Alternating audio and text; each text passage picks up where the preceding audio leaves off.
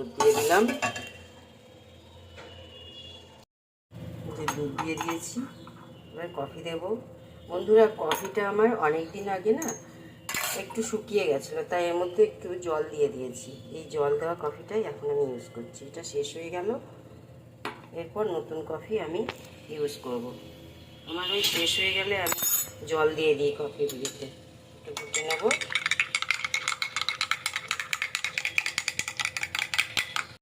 দিয়ে দিয়েছি, একটু জ্যাগরি দিয়ে দেবো,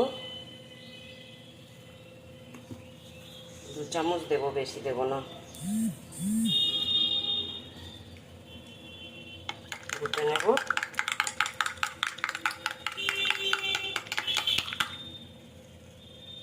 কফি একদম রেডি। এবার কফিটা খাবো।